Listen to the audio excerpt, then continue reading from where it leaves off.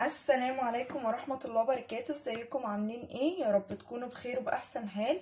النهاردة هعمل معاكم طريقة سهلة جدا وبسيطة وما بتاخدش وقت خالص وتحلية حلوة قوي قوي. هعمل معاكم النهاردة طريقة عمل الكيكة بالشوكولاتة بمكونات بسيطة خالص ومش مكلفة وموجودة في البيت. اول حاجة معايا خالص، معايا هنا كوباية لبن. تقدري تستغني بدل اللبن، تقدري تحطي زبادي على فكرة عادي مفيش مشكلة. انا معايا هنا كوبايه لبن وكوبايه دقيق، كوبايه سكر، والسكر هنا حسب الرغبه.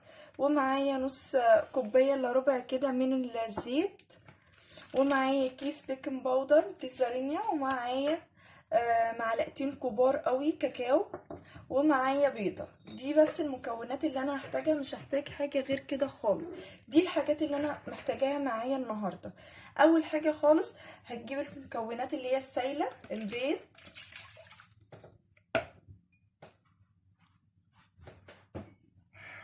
ومعايا هنا الزيت، ماما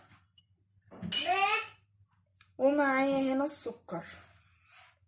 ده اول حاجة خالص ان انا هعملهم مع بعض. تقدري على فكرة تعمليهم في الخلاط مفيش مشكلة. ومعايا هنا بيضة اهو، والسكر زي ما انا قلتلك حسب الرغبة. هقلب بقى المكونات كده كلها مع بعضيها بالمضرب.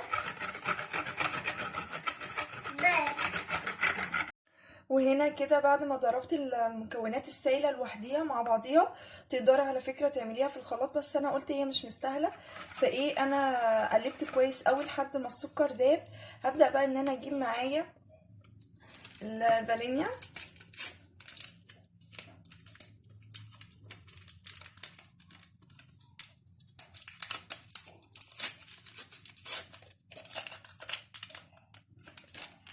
وهبدأ بقى ان انا انزل كده بكوباية الدقيق، وهنزل بردك بالكاكاو. مكوناتها سهلة خالص وما بتاخدش وقت على فكرة. ومعايا هنا الكيس البيكنج باودر. هقلب بقى كده ده كله كده مع بعض. وهنا بعد ما قلبت كده المكونات كلها كده مع بعضيها، وزي ما انا قلتلك تقدري على فكرة تعمليها في الخلاط تبقى اسهل كمان. انا الصراحة قلت عشان المكونات بسيطة مش محتاجة. معايا هنا صينية، الصينية دي انا دهناها زيت، دهناها شوية زيت. هبدأ بقى ان انا انزل كده الخليط اللي معايا فيها.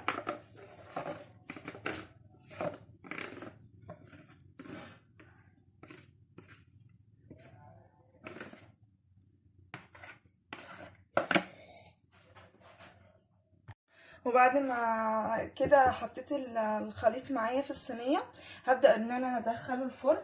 طبعا قبل ما اشتغل اهم حاجه بالذات الكيكه، قبل ما اشتغل بكون مولعه الفرن ومسخناه. اهم حاجه الكيكه تبقى الفرن بتاعها سخن جدا عشان خاطر ما تهبطش معاكي وتبوظ منك. هبدا بقى ان انا ادخلها، وهعمل الفرن على درجه حراره 180، ومن تحت بس هحطها في النص، وهولع البوتاجاز من تحت، مش هولع الشوايه. هوريكم بقى شكلها في الاخر عامله ازاي. وهنا بعد ما كده طلعت الكيكه من الفرن وسبتها تبرد، هبدا بقى ان انا اعمل انا معايا هنا صوص شوكولاته. صوص الشوكولاته ده انا عامله لكم عندي على القناه، تقدروا تشوفوه. هو عباره عن كوبايه دقيق، كوبايه سكر، وشويه زيت، نص كوبايه زيت، والكاكاو. بس كده بتضربي ده كله، تفضلي تضربي لحد ما يتقل معاكي ويبقى صوص. بس كده. انا بقى معايا هنا الكيكه زي ما انتم شايفين. هبدا بقى ان انا انزل عليها بصوص الشوكولاته اللي معايا. هبدا بقى ان انا كده اقفل صوص الشوكولاته اللي عليها.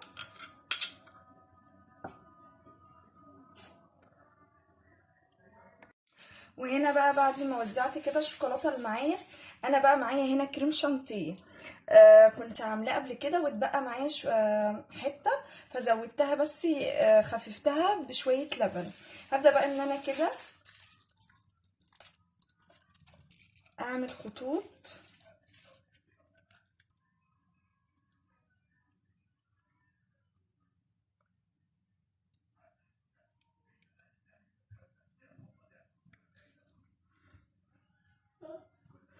اعمل بس خد. بسم الله ما شاء الله، زي ما انتوا شايفين شكلها عامل ازاي، بجد جميله جدا. انا بعد ما حطيت كده الكريم شانتيه، بعد ما قلت لكم ان انا خففته بشويه لبن وعملت عليه خطوط، انا بقى عملت ايه، كان عندي شويه فرماسيه فحطيتهم كده على الوش يدوا منظر شكلهم حلو كده، يدي شكل حلو. وزي ما انتوا شايفين شكلها روعه جميله جدا. لو اول بقى مره تشوفوا القناه ما تنسيش اللايك والاشتراك وتفعيل الجرس عشان يوصلك كل جديد مني.